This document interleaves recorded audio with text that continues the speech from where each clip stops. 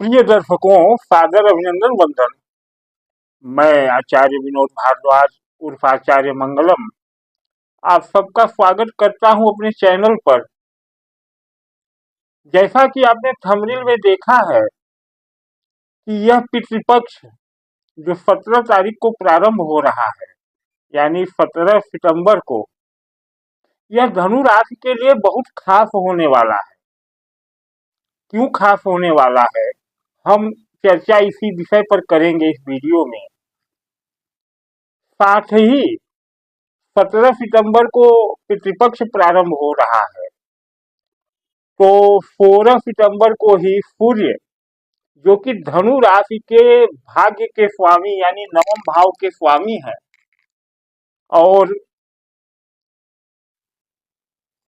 पिता के कारक होते हैं सूर्य, तो यह सूर्य अभी नवम भाव में ही है। अब यह दसम भाव में जा रहे हैं, तो यह गोचर ही महत्वपूर्ण बना रहा है इस पितृपक्ष को धनु राशि के लिए। क्यों, हम इसी की चर्चा करेंगे, तो बने रहे वीडियो पर। चैनल पर नए हो तो सब्सक्राइब कर लें, वीडियो को लाइक और शेयर करें। आइए शुरू करते हैं विषय को कि क्यों खास है यह पितृपक्ष। तो जैसा कि बताया कि सूर्य नवम से दसम भाव में जा रहे हैं।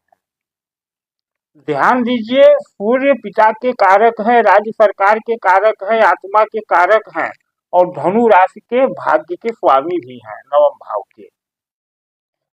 नवम एवं दसम भाव, नवम भाव और दसम भाव पिता का कारक होता है, लेकिन दोनों में फर्क होता है। यानी नवम भाव में पिता का कारकत्व और दसम भाव में पिता का कारकत्व थोड़ा सा फर्क होता है।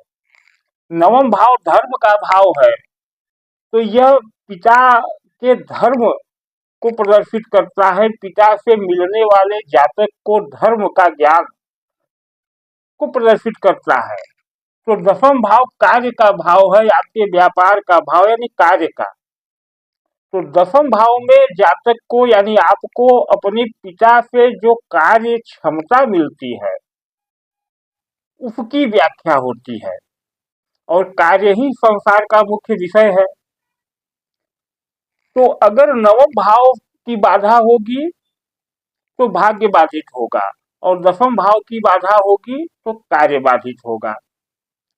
अब पिता के भाव में सूर्य जा रहे हैं पितृपक्ष, तो जितने भी लोगों की कुंडली में पितृदोष हो, पितृदोष की वजह से अगर किसी के जीवन में समस्याएं आ रही हैं, जो धनु राशि के जातक हैं, तो उनके लिए यह बड़ा शुभ अवसर है। इस पितृपक्ष में कुछ विशेष चीजें करके आप पितृदोष संबंधी बाधाओं से मुक्त तो हो ही सकते हैं।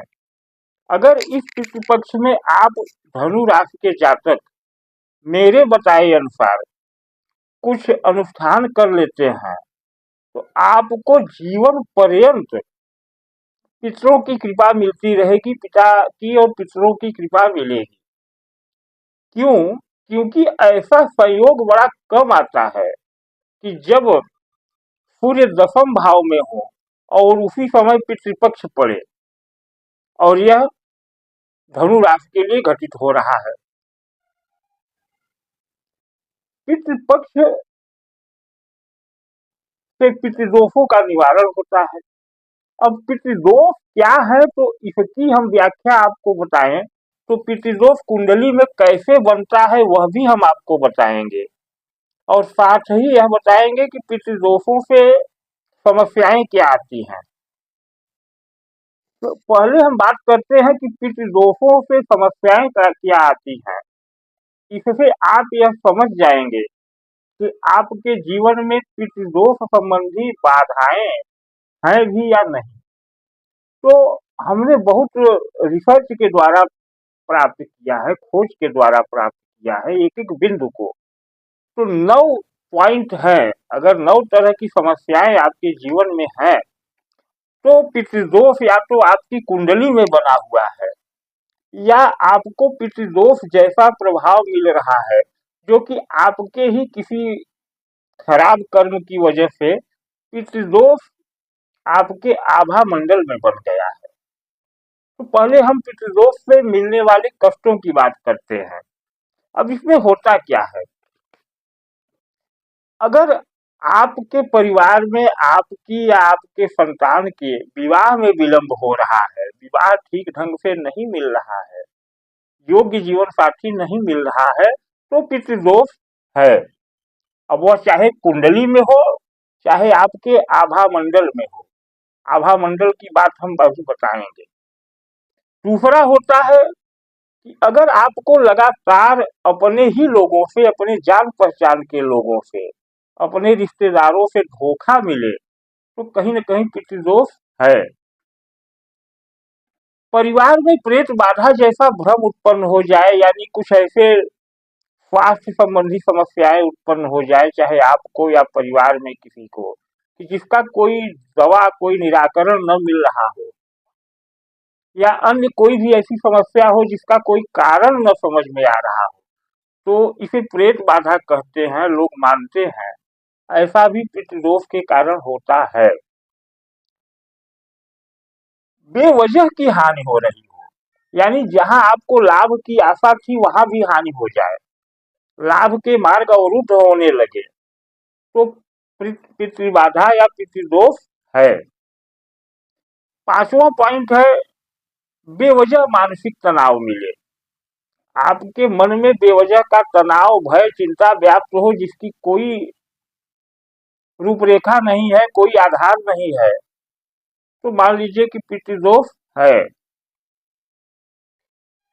सामाजिक स्तर पर, आप हर व्यक्ति सामाजिक प्राणी है, समाज में है, तो सामाजिक स्तर पर अगर आपका मान सम्मान कम हो, हानि होने लगे मान सम्मान में, आपको मान सम्मान न मिले, तो पितृदोष है। नौकरी में है, उचित प्रमोशन नहीं मिल रहा है, या नौकरी के योग्य है, नौकरी नहीं मिल रही है, तो पितृबाधा या पितृदोष है। हमेशा ऋण की स्थिति बनी रहती है, यानी जब भी कोई आपको खास कार्य की आवश्यकता पड़े, तब आपके पास पैसे न हो।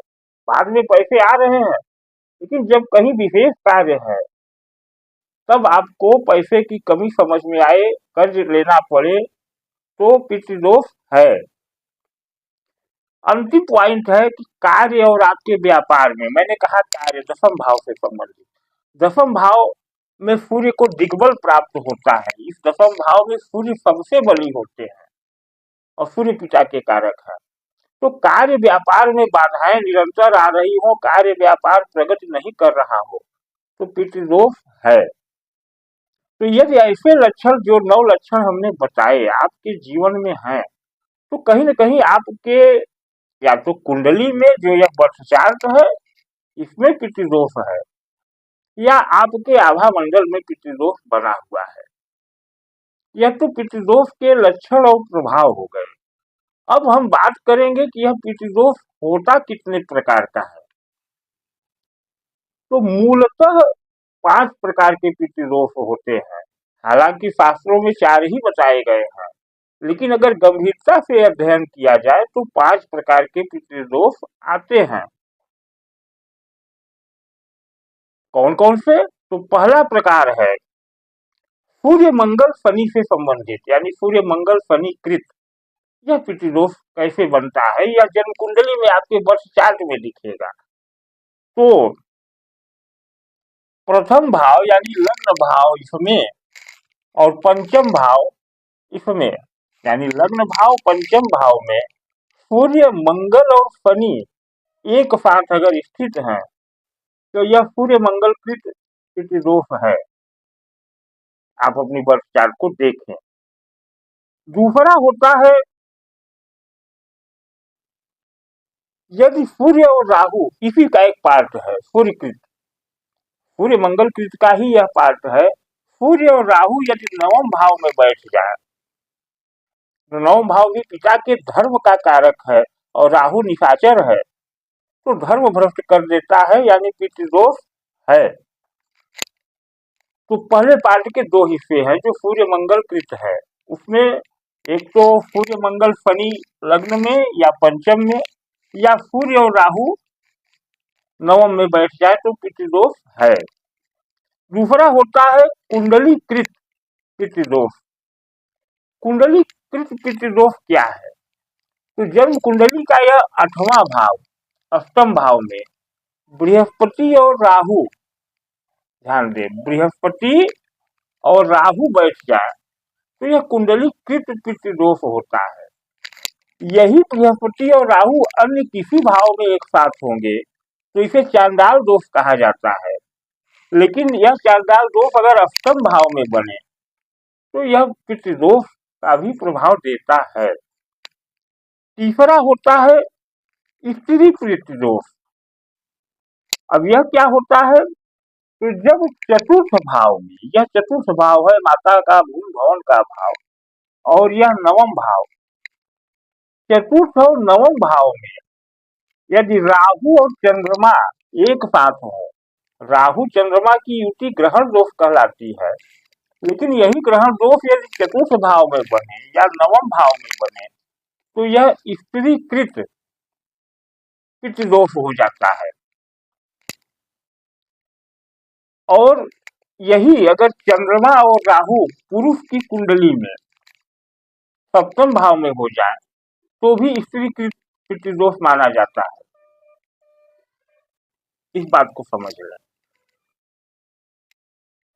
अब अगर कहीं आपकी कुंडली में शापित पितृदोष बने तो शापित पितृदोष कैसे बनता है?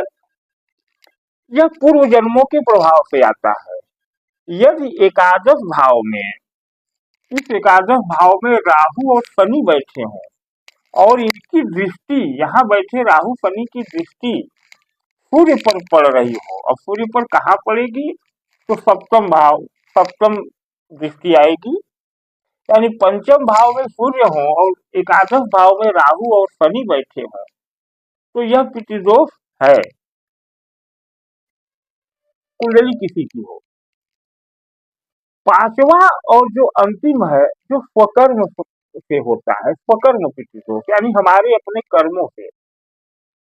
हम आप जिस योनि में है इसके पहले भी किसी जन्म में थे।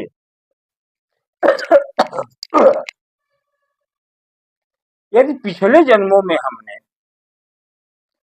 अपने पिता तुल्य लोगों का, वरिष्ठ लोगों का, अपने आदरणीय लोगों का अपमान किया है या ऐसे लोगों की हत्या कर दी है तो भी वर्तमान जीवन में हमें पितृदोष मिलेगा, पितृदोष का प्रभाव मिलेगा। जो उपरोक्त चार तरफ यानी सूर्यकृत होगा वह सूर्य से संबंधित होगा। या तो सूर्य के साथ राहु नवम में हो जाएंगे यानी जो सूर्यकृत बताए, और अगर राहु और चंद्रमा चतुर्थ और नवम में है तो स्त्रीकृत है, मतलब पूर्व जन्म में किए गए स्त्री के प्रति पापों से है। लेकिन वर्तमान जन्म में भी हम अगर कुछ ऐसा करते हैं, यानी अपने बड़ों का सम्मान नहीं करते, स्त्री पक्ष यानी पत्नी पक्ष के मायके वालों के लिए अपशब्द बोलते हैं, उन्हें गालियां देते हैं, तो भी स्त्रीकृत पितृदोष हमारे वर्तमान कर्मों से लगने लगेगा। पिता या पिता तुल्य या गुरु तुल्य लोगों का अपमान करते हैं इस जन्म में तो कुंडली में भले न बना हो पितृदोष, लेकिन हमारे आभा मंडल में पितृदोष यानी हमारी जो औरा है, जो हमारी ऊर्जा है, उसमें पितृदोष जैसी समस्याओं का फल मिलने लगेगा। तो यह जो समय, अब आ जाते हैं इस पितृपक्ष में, तो चूंकि इस पितृपक्ष में पितृदोष का प्रमुख कारण सूर्य होता है और वह सूर्य दशम भाव में अपने दिग्बल स्थान में गोचर कर रहा है और यह पिता का भाव भी होता है। तो इस समय यानी इस पितृपक्ष में धनु राशि के लोगों के लिए पितृ शांति का विशेष अवसर है। अब करें क्या तब पितृ शांति के लिए, तो उसको भी जान लीजिए।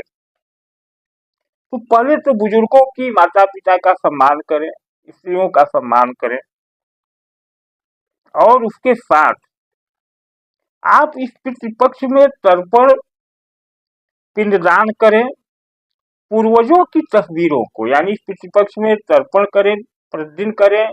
जिस तिथि को आपके ज्ञात पितृ यानी पिता दादा जो भी है अगर गुजरे हैं तो उस दिन श्राद्ध करें।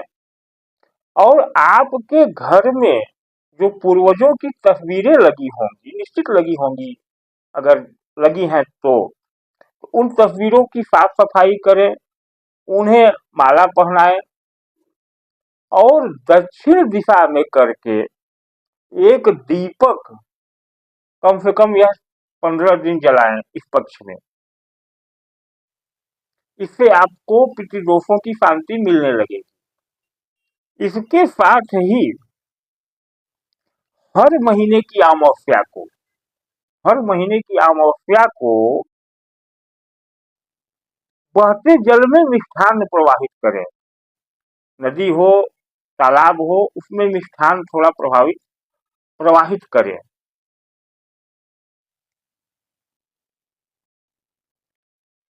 साथ ही अब आपको एक विशेष उपाय बता दे रहा हूं, जो मेरे द्वारा अपने श्रद्धालुओं के लिए आयोजित हो रहा है इस पितृपक्ष में।